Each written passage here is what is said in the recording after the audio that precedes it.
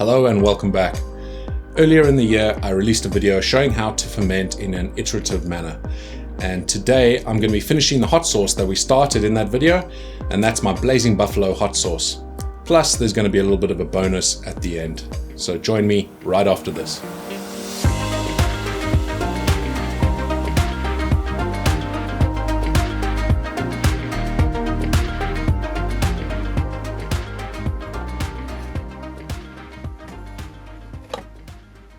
One thing you will notice is the lid is different from the end of the last video. So obviously at the end of the last video, I closed it up with a plastic bag so that it could release air when it builds up pressure. When you are fermenting, you get to a certain point that you no longer are going to be producing CO2. So with this fermentation, it's been going since the 3rd of August and the 10th of August. Today, I think, is the 11th of October or the 10th of October. So it's been quite a while and it's definitely fermented through. That doesn't mean the process itself has finished. It just means that the primary fermentation is done. CO2 is no longer being created. There might be a little bit of CO2, but it's really not going to be a lot. There's a little bit of a hiss, but nothing drastic. So there is a little bit of growth in there. It's very minor, tiny little bit over there, and a tiny little bit on the exposed part of the pepper. You can see it comes off nice and easy. And all that is a bit of calm yeast, and it is harmless. Well, that's all there is really. So that little bit at the bottom of the bowl there. Everything is sanitized and sterilized that I'm going to be using today. I've obviously been quite busy doing all my hot sauces recently and trying to get them out to you guys. But there will be a video on how to properly sterilize and sanitize if you're going to be doing your own hot sauces. So let's empty out the brine.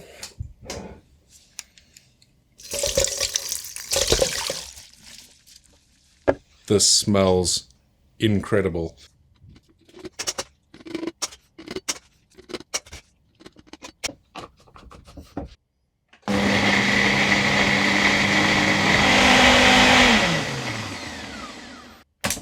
Look at that color.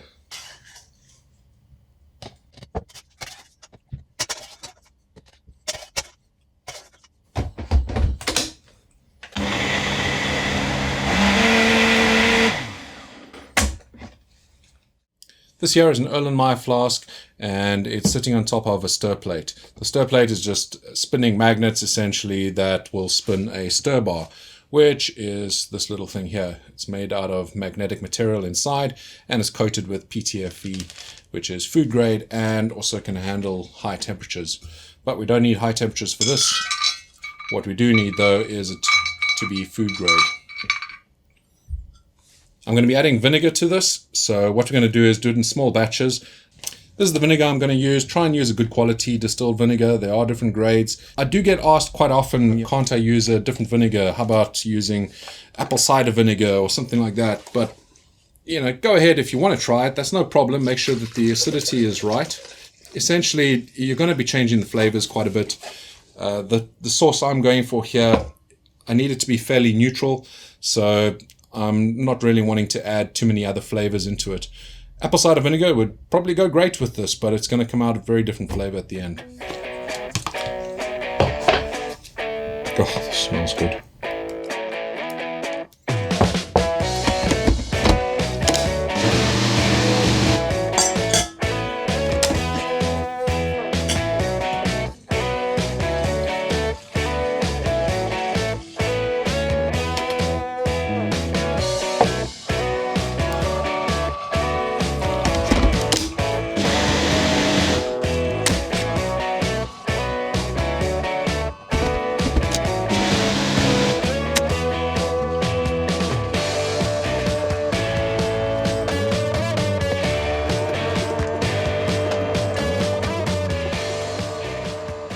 The whole point of this is to keep this thing agitated, which is what's happening here.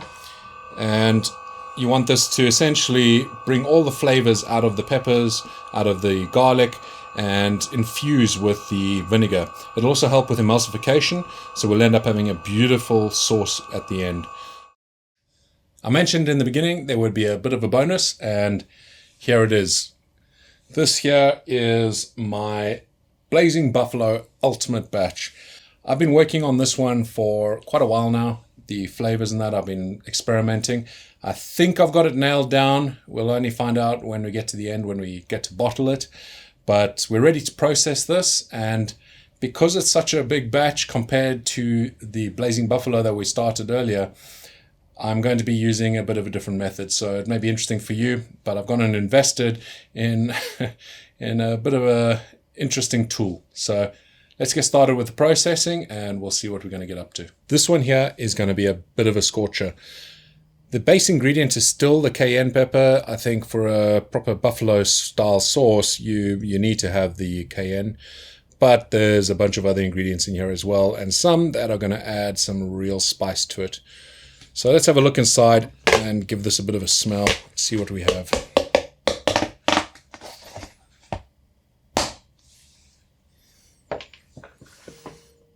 Wow, I can smell quite a bit going on in there.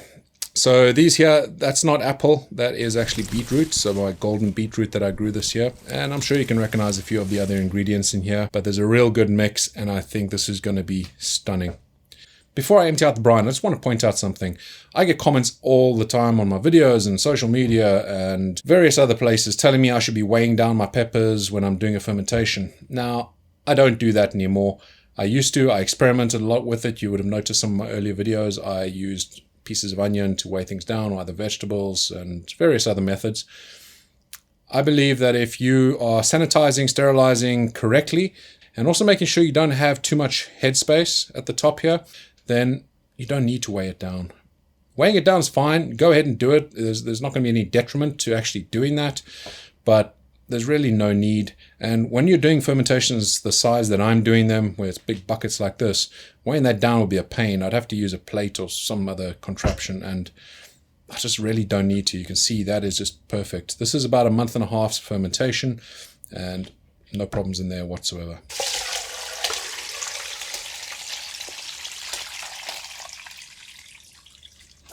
As much as I love my Ninja blender, I'm not going to be using this for this sauce. I probably could, and it probably would work out okay, but I want to try out something else that I've just bought that I'm definitely going to be needing for a future hot sauce that I'm going to be making because of the size of the batch. This batch here is going to be not as big as the one I have planned, but it'll still be a good test of the new toy. I'm sure you all know what this is. This is an immersion blender. It's also called a stick blender. In South Africa, I know some people call it a thunder stick. I know my dad does at least. We're going to be using something similar to this, but a hell of a lot bigger. This is what we're going to be using. This is a commercial stick blender, and it's going to be essential for some of the future sauces I'm going to be doing. So I really am trying to scale up to make sure that I have enough sauces to sell you guys. Don't want them just selling out too quickly again next time. So let's put this together and start testing it out.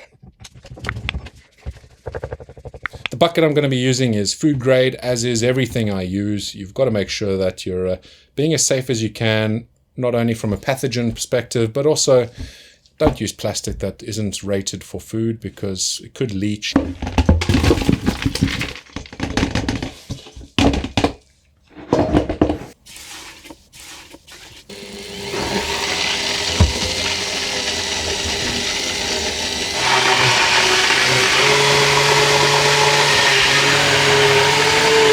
Well, this thing works incredibly.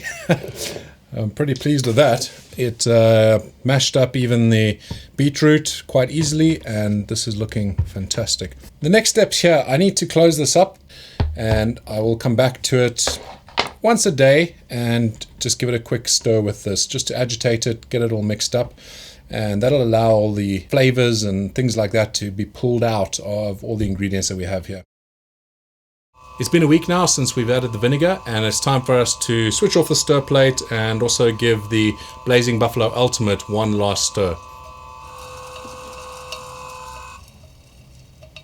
One thing I did here is I added some more pepper mash. I had 500 grams of pepper mash ready in the fermentator that I was contemplating whether to add into this or not, and I decided that I wanted to add it in. So the ratio here is 39% pepper mash to 61% vinegar. Anyway, we've got to get to bottling, but first things first, we need to sieve out all the pepper mash that's in here. And I'm going to be using this thing over here, which is a food mill, and that just makes life so much easier. I'll leave a link down below for this thing. It is awesome. It will really make your life so much easier when making sauces.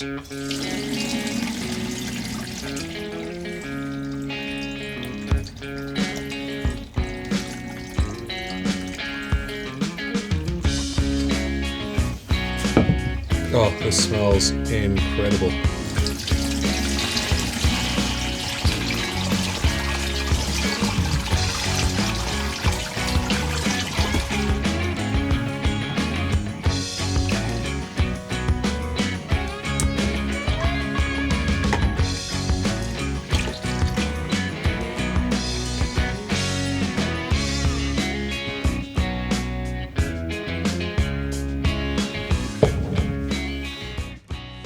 This here is the Blazing Buffalo Ultimate. I've been coming in here every day or two and giving it a good blend with this over here, just so it keeps it all moving, and it should be pulling a lot of those flavors through into the vinegar. I also added some more pepper mash into this one, so the same as I did for the other Blazing Buffalo, just so when I'm sending these out to you guys, you're getting your money's worth. I want to make sure that you're getting a fantastic sauce. It did taste good before, but I just wanted to have a bit more body to it. So let's give it one more blend with the blending stick, and then we can get to bottling. Smell this instantly. There's so many flavors going on. I'm sure you guys are going to love it.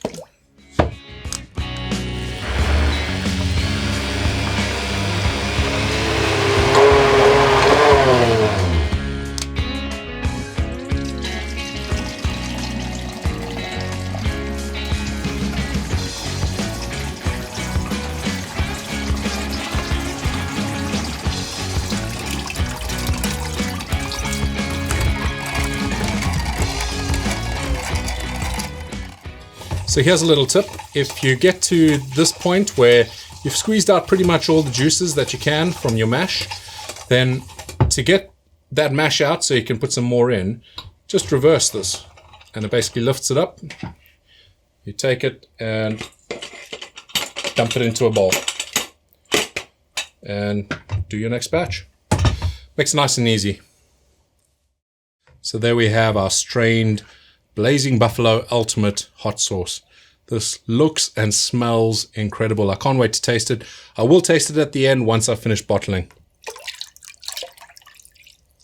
And there's the mash that we have left over from both the Blazing Buffalo and the Blazing Buffalo Ultimate. I just mixed it all together.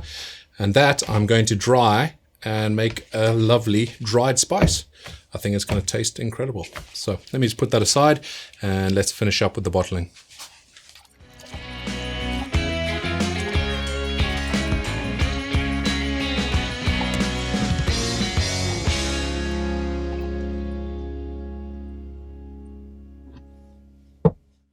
We finished bottling. It took a lot longer than I assumed. Once again, it always takes longer than I assume. But I have a guest with me, my brother. He's come for a visit tonight, so he can give my sauce a taste. Yeah, good timing. Yeah, and we get to have a second opinion as well, because obviously I'm gonna think it's great because I made it, but let's have an unbiased opinion. Yeah, I'll be honest. Let's get to tasting and see what we think. Let's do it. Okay. So the first one we're going to do is the normal Blazing Buffalo. Do you want some as well?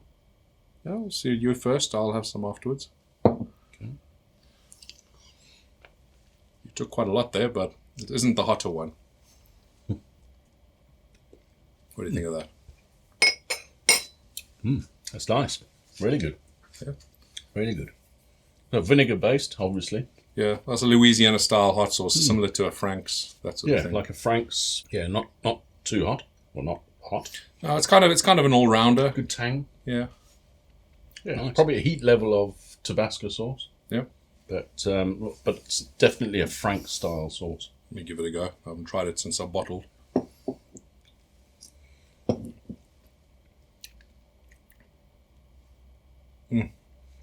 That sweetness of the cayenne, I love it. It's such a versatile pepper. Definitely going to be growing a lot more next year. I want to do something interesting with this batch. Definitely going to be making another batch of this, and obviously this is up for sale, so you guys get to try it for yourselves and let me know what you think. Do I get one? Maybe. We'll see. I don't have a lot. I always overestimate how much I'm actually going to get out of it. When I look at it here on the table, just the amount of time and effort that goes into it, you think, wow. Anyway, let's try the other one. I'm quite excited for you to try that. This is my ultimate edition of the Blazing Buffalo. So I'm a Blazing Buffalo Ultimate. Batch number 1.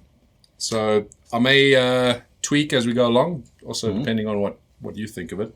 So let's give it a try. It's darker. Yeah, it's definitely darker. It's darker. There's a few other peppers in there that are making it quite interesting. Right. Looking forward to this one. Blazing Buffalo Ultimate. Yeah, imaginative.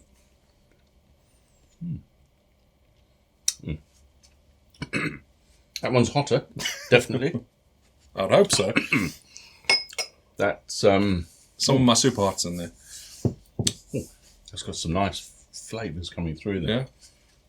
Well, it's not just about the peppers with this one. So the first one is the primary ingredient is the cayenne. That's where the flavour should come from. With the Ultimate, I went a different route. So what are you picking out? Can you? I prefer that one. Yeah. Just maybe because it's hotter, but it's tasty. It's tasty. Yeah. They're both tasty, but that one I can taste like a floral. There's some spice that I can't tell what it is, but there's definitely a spicy floral flavour. 2 things that I really like. Cardamom is one of the big ones that I've been using the last year or so. And then cumin as well. Remember when we did the wings tasting with that box from Fuego Box? Yes. There was that cumin-based sauce that I loved. So I wanted to bring that in. I don't think I went as strong as maybe I could have, but it's not a cumin sauce. It's I can't taste what they are, but you can taste that there's some extra flavours in there. But very nice. Really good. I might have some more. Yeah. Actually, I want to Hopefully try we'll it. have some chicken wings tonight and we can try it. Yeah. If I ever get to 100k subscribers, I'll be having to do something a bit special for that one, I think. Can't we just have wings? We can have wings whenever you want, but it's quite a mission to set that all up. I'd recommend that one. And that one.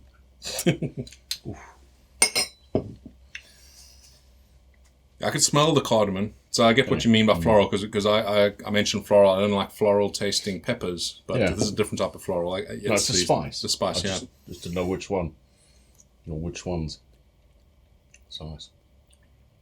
Oh, that's nice. It's not like when you have an extract sauce that just burns your mouth and everything just burns all of a sudden. It builds a little bit, but it's not a super hot. Definitely not a super hot sauce. No. For people that like a bit more spice, this will be a better option. Like I say, it's not a super hot sauce, so don't expect this to be like a Mad Dog 357. No, definitely not.